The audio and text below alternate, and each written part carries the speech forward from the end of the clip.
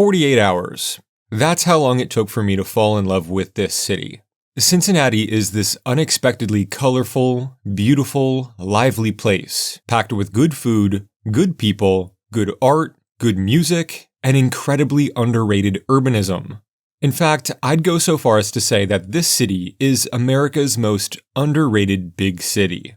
I walked and rode my way around town for a few days, and by the time I had to leave, I was already looking into renting an apartment here. Seriously. So here's my full 48-hour trip to Cincinnati, Ohio. But first, if you're new here, this is Fourth Place, your place to learn about U.S. geography, urbanism, transportation, and city planning. If you watched my video back in November, you already know what my first stop here was. Cincinnati Union Terminal. If you want the deep dive, you're gonna want to check out the video all about it after you watch this one. I'll make it easy for you and leave a link at the end and in the description box below. The quick summary is that this place opened in 1933 and immediately began serving passengers riding aboard these 7 railroads. It's a marvel of Art Deco excellence, from top to bottom, inside and out. As of 2026, the train station sees 1 Amtrak train per day in both directions, but it also houses a collection of Cincinnati's finest history museums. It really was the perfect first stop on a trip like this. The Cincinnati History Museum offered a great crash course on the city I was just about to explore. Well worth the visit, and well worth dedicating an entire video to. From Union Terminal, I walked down Ezard Charles Drive toward the downtown skyline. My destination was the neighborhood known as Over the Rhine. From the moment I first stepped foot here, I was in awe. The neighborhood is one of the largest, most intact urban historic districts in the US, which is a miracle considering its history. The neighborhood was originally built by German immigrants who began arriving in the 1830s and surged in even greater numbers throughout the latter half of the 19th century. They settled this area on the far side of a canal which once bowed around the city's center, a crossing that locals came to call going over the Rhine. By the 1870s, it was one of the most dense neighborhoods in the Western Hemisphere. A beautifully self-contained world of German-American churches, schools, businesses, and even a network of breweries connected by underground tunnels to beer gardens. But by the start of World War I, things quickly changed for the neighborhood's population.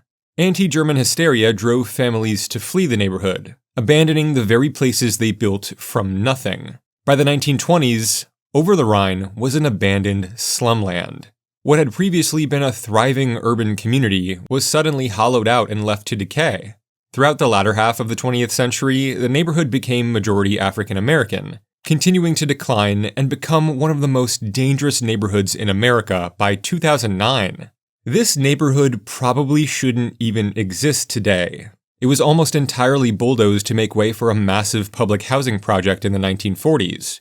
Over the last 15 years, Over the Rhine has gone through a massive and expensive transformation that's finally breathed life back into the long-neglected neighborhood.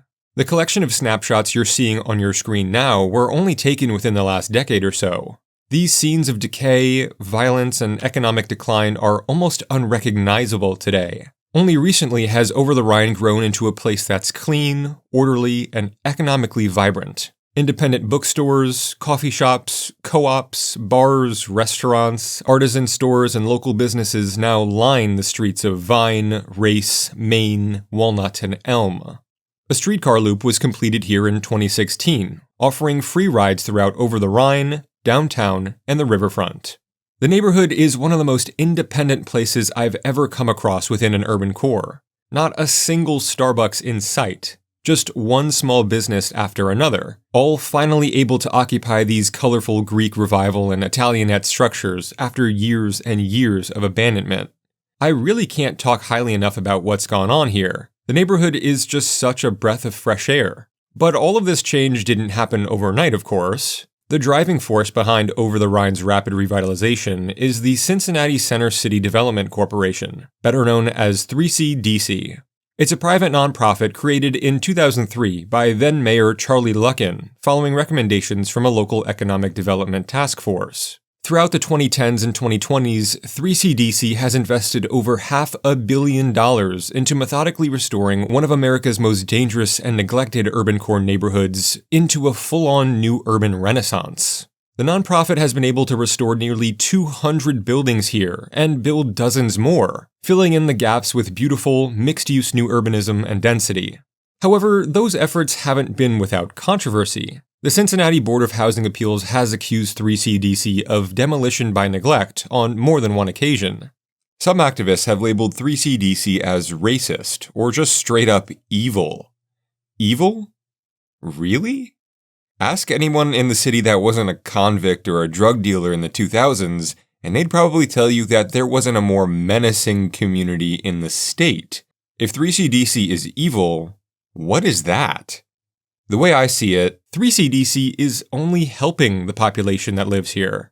By restoring the Victorian-era buildings, investing in security resources, and investing in community infrastructure like parks and event spaces, the nonprofit is directly incentivizing small business growth and community development, making it safer to live, do business, and just exist here. It's no small feat to take a place that was so broken and so criminal, a place where really no one felt safe to walk in day or night, and turn it into somewhere where now people can raise a family, walk their dogs, or go on a run without fearing for their lives. No more bullet holes in windows, no more business front drug deals or parkside prostitution. Call it gentrification, call it racist, call it whatever you want. Talk to enough people that live here and they'll tell you the same thing they told me. 3CDC and the city of Cincinnati have finally unlocked Over the Rhine's potential, and that is, without a doubt, a net good, no matter how you want to frame it. All of the work that's been done here should serve as a model for the kind of urban investment that needs to take place across the country, from Memphis to St. Louis and Philly to LA. It's way past time we stop allowing our urban cores to be defined by crime, decay, and disinvestment. And Cincinnati is one of the few cities that I've seen actually take some damn action.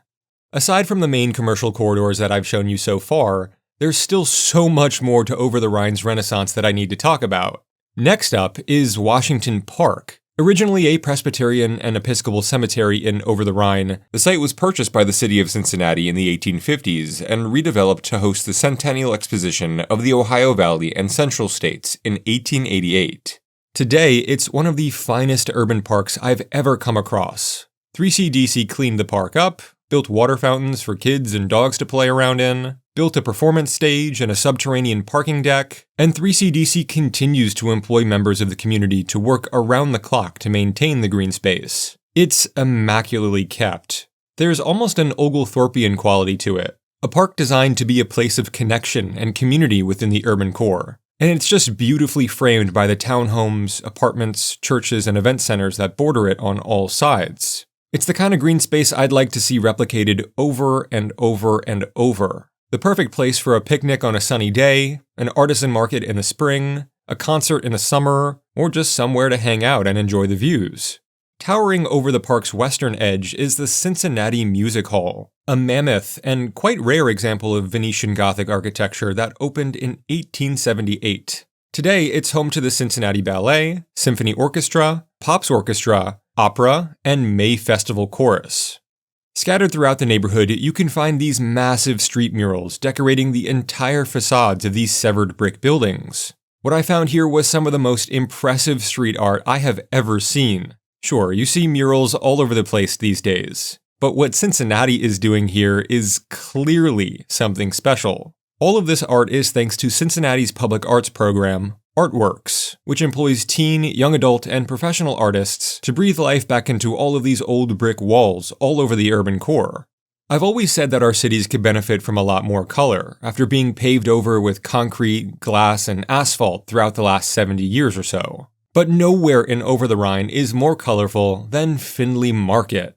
This public market on the north side of the neighborhood has been operating here continuously since 1852. Yet another story of Victorian-era greatness neglected and brought back to life in the 21st century.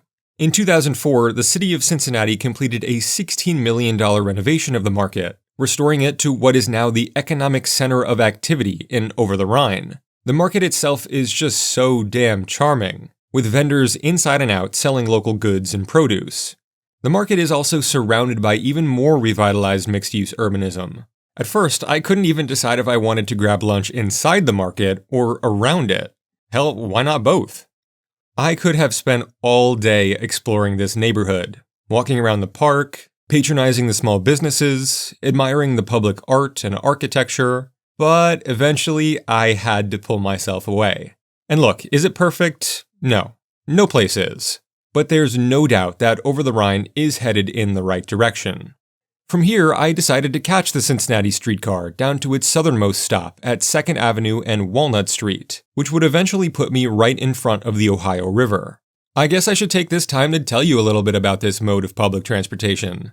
The streetcar opened in 2016 and has since seen its ridership double over the past decade, seeing 1.2 million riders in 2024 alone. It runs on a loop from over the Rhine, through downtown, and out to the Ohio River. Back in the day, Cincinnati was one of the most well-connected cities in the US in terms of streetcar coverage. But today, this is the only rail service the city operates. Besides Amtrak, I guess.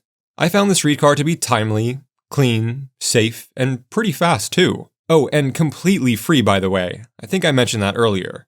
It was around this part of my visit, when I was walking around, patronizing the storefronts, admiring the public art, parks, and architecture, and riding the streetcar, that I took note of how friendly people seem to be here. You guys know how much I travel, and part of that comes with the ability to pick up on the nuances from city to city, whether that be in urbanism, history, architecture, culture, or just people. Of course it's anecdotal, but everyone I interacted with here was friendly. They smiled back and said hello when you crossed paths, sparked up conversation on the streetcar. I don't know, it was just different from the kinds of interactions I'm used to back home in Los Angeles. Maybe it's just a Midwestern thing, but what can I say, it was a nice change of pace.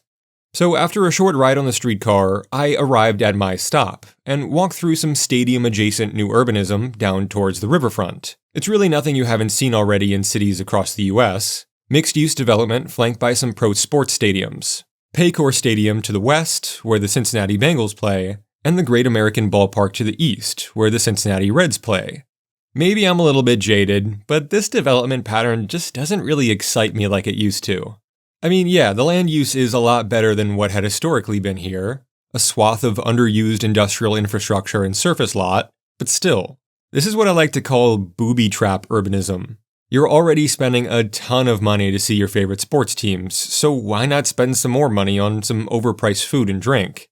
That's not to say it's all bad, of course, but most of the time these places are just hotspots for high commercial rent, which leads to high residential rent, which leads to high menu prices and a high cost of living, to the point where even massive corporate chain restaurants can't survive here, not to mention independent ones. I didn't spend too much time here. Instead, I was more attracted to the actual riverfront space itself. In the 2000s and 2010s, Cincinnati began to reclaim its waterfront for public use, building and fortifying a network of public parks, trails, and protected bike infrastructure. I'm really glad I took the time to visit this part of the downtown area. It was a great place to take it slow and capture all of the views of the many bridges stretching over the Ohio River. I counted a total of 6 of them, including the Purple People Bridge, a former Louisville and Nashville Railroad bridge that's been fully pedestrianized. While I was down here, I spent less than an hour roaming around the Central Business District. I walked around the West 4th Street Historic District, the longtime financial heart of the city, and I also wandered my way right underneath what I later learned was the Kroger headquarters complex off Court Street. Another area downtown that's seen some pedestrian upgrades recently in the form of widened sidewalks, greenery, and a reduction in street parking in favor of more outdoor dining space. Again, not perfect, but a very solid improvement over what once was. After my time downtown, I eventually found myself back on the streetcar, headed northbound, and walking up Clifton Avenue from the downtown area into the university area. Up here is where I found the University of Cincinnati, a major public education institution with an enrollment of over 53,000 students in 2025.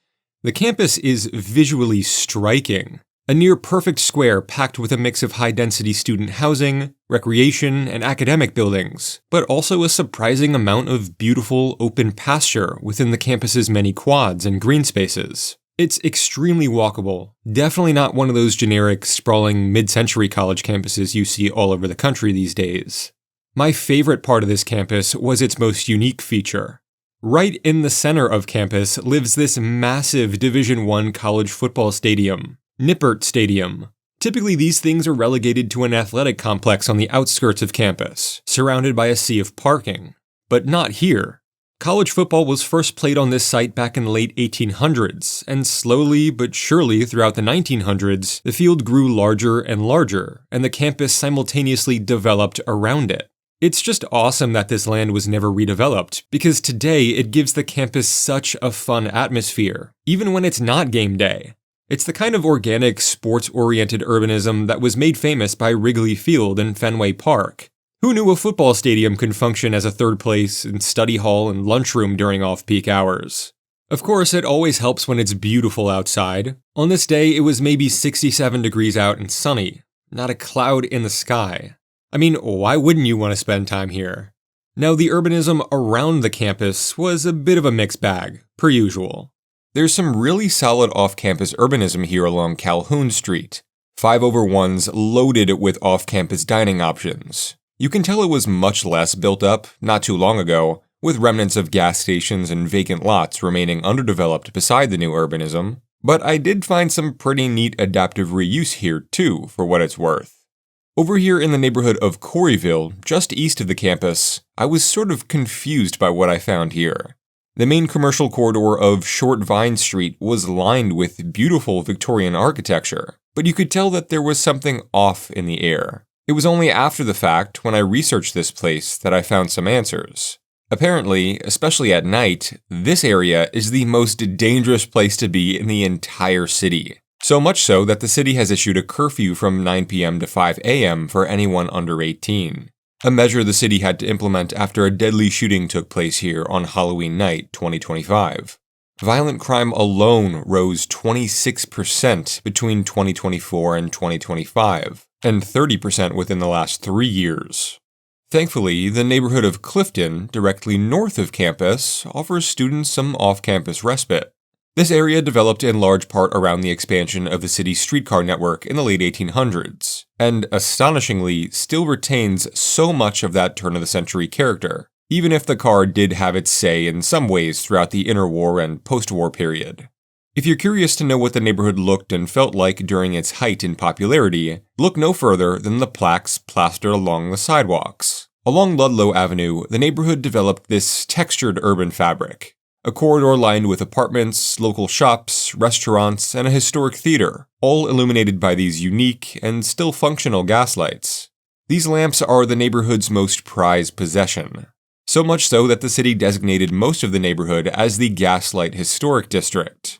I really wish I could have spent more time here, but it was getting late, and I was getting hungry, both for a meal and a new part of town to explore.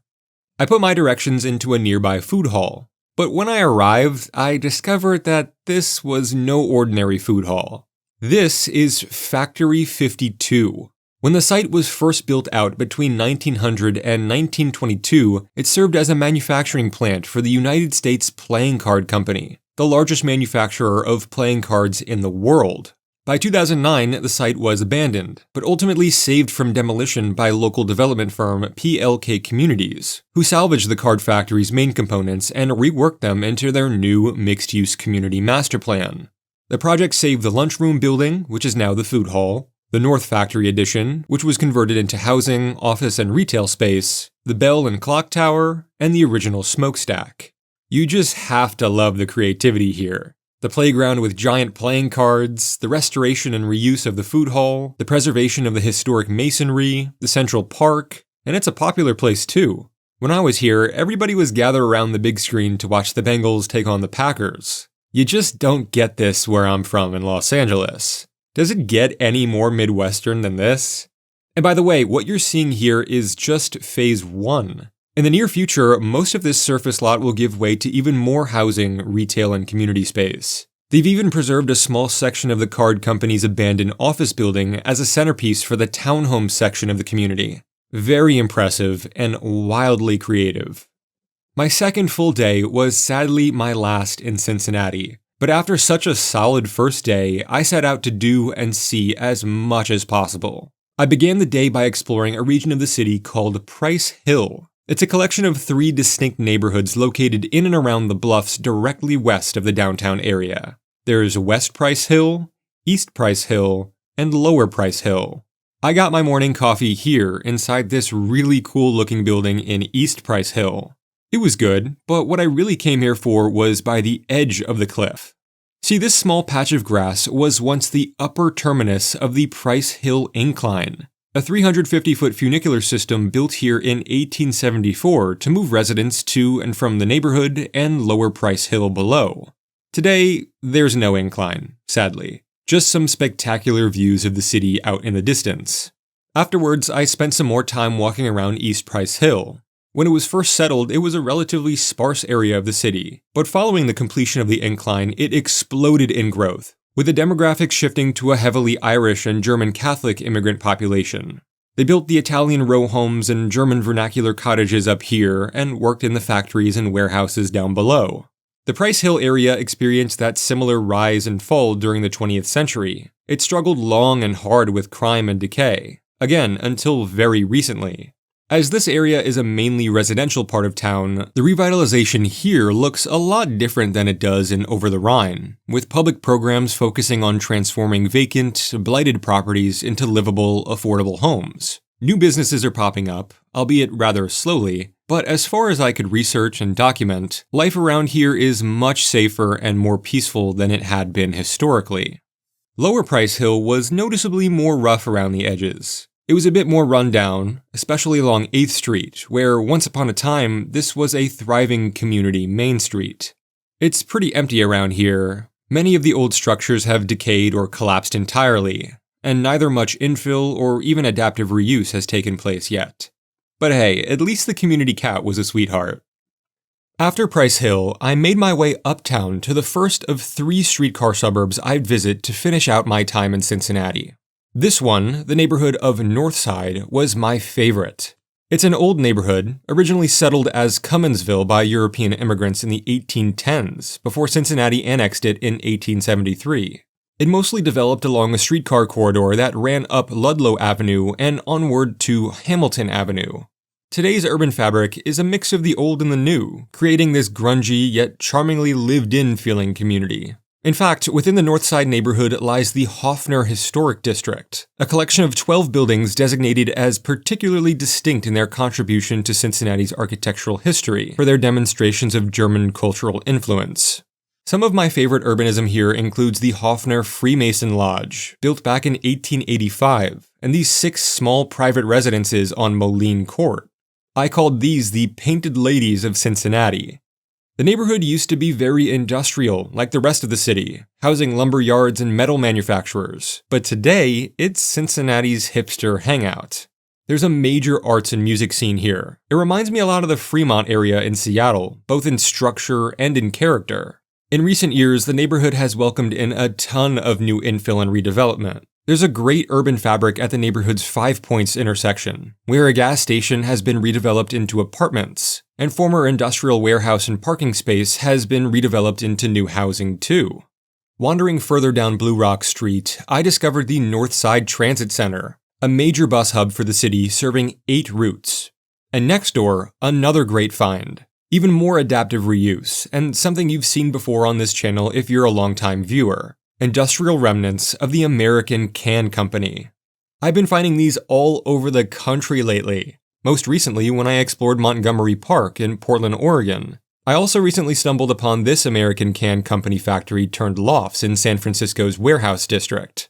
And I haven't featured this one on the channel yet, but when I was in New Orleans a couple weeks ago, I found yet another American Can Company complex being adaptively reused too. Like with Factory 52, I just find this kind of adaptive reuse invaluable for the health of our great American cities. To think that, once upon a time, inside of this building, they were producing tins and containers for the war effort. And instead of that history being completely erased, it gets to live on, with people living inside of it. This American Can Company factory complex in Cincinnati has since been converted into a mixed-use community made up of lofts, a restaurant, and office space. And of course, this former rail spur area in front of the old bay doors is now a community green space. Wholesome and urbanist. After Northside, I made my way to the southeastern corner of the city to visit 2 twin streetcar suburbs, Mount Lookout and Hyde Park. I made a video in December cataloging the Hyde Park phenomenon all over America. It's a broader story of why the US has built so many neighborhoods that bear the Hyde Park name. It's a fascinating story, so if you haven't already, be sure to check out that video after this one. This part of the city was one of the first areas that the city's wealthier residents looked to populate during the Gilded Age and industrial expansion. Those who could afford living up here wanted a quieter, more natural area to build their homes, while still being connected to both citywide and regional passenger rail transportation. The main draw was that it was away from the noise and air pollution around downtown. By the turn of the century, Hyde Park and Mount Lookout were planned out and soon populated with grand mansions built by business tycoons. It was kinda sorta suburban sprawl before World War II ever even took place. As the neighborhoods grew, so did the local amenities. Not exactly traditional main streets, but not totally planned out around the car either. These areas grew out of that transitional period between the 1920s and 30s, where even the wealthy still loved their streetcar access, but they also could afford this new thing called the car. Both Hyde Park and Mount Lookout's Main Street corridors developed local business, eateries, banks, theaters, libraries, and even some mixed-use density. The main difference between how the two developed was that Hyde Park built a central square, which saw streetcar traffic run around it, whereas in Mount Lookout, their wide streetcar median was redeveloped into a center-running parking lot, and a really complicated traffic system too. I feel like there's a better, more green, and more people-centric way to rework the road infrastructure here, but I really can't be bothered to thoughtfully draft that out in this video. There's already plenty of room for street parking, and the lot would be better served as a neighborhood square, just like in Hyde Park. But after grabbing a bite at the local burger joint and walking around both neighborhood main streets for about an hour, it was sadly almost time for me to leave the city altogether. There was so much more I wanted to see and do before I left that I just didn't have time for. Mount Adams, the Cincinnati Observatory, the Cincinnati Museum of Art and Eden Park, the William Howard Taft National Historic Site, the Taft Museum of Art, the American Sign Museum. That one's definitely going to be my first stop when I make a trip back here. But for my final stop on this trip, where else would I want to spend these last moments but right back in over the Rhine? Look, you can argue with a wall, but Cincinnati is unequivocally the most underrated big city in the United States. The city invites you to explore it in a way I hadn't yet experienced in any other city in America. It is the hidden gem of the Midwest. Hell, it's the hidden gem of America as far as I'm concerned. What I love most about my trip to Cincinnati was getting to know its story.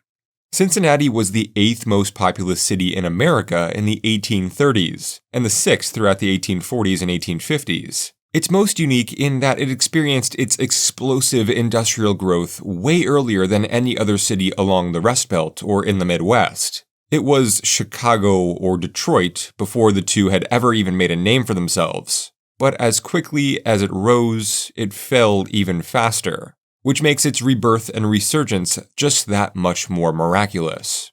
It retains so much of that valuable 19th century American character, even through its 20th century decline. And now, in the 21st century, Cincinnati seems to have finally risen from the ashes that defined it for generations. In 2020, Cincinnati saw its first net population gain since the 1950 census. And I think that says a lot about where this city is headed. The ghettos and slums are slowly becoming civilized again. The city is working with its industrial bones and molding them into some of the most creative adaptive reuse projects I've ever seen. It's reclaiming its potential, repairing the many wounds caused by deindustrialization, urban sprawl, and urban core neglect. Have there been growing pains? Sure. But at least the gears are moving here in Cincinnati. Too often, I visit cities that seem to be so content with how shitty they've become. But in Cincinnati, I feel as though they're actually putting in the work, citywide. They're doing the hard stuff, making the changes and investing in building back a better, more sustainable city for the long term. So what else can I say but I love Cincinnati? And I hope on your next visit to the city, you find yourself loving it too. Anyway, I'll see you next week, right here, from 4th place.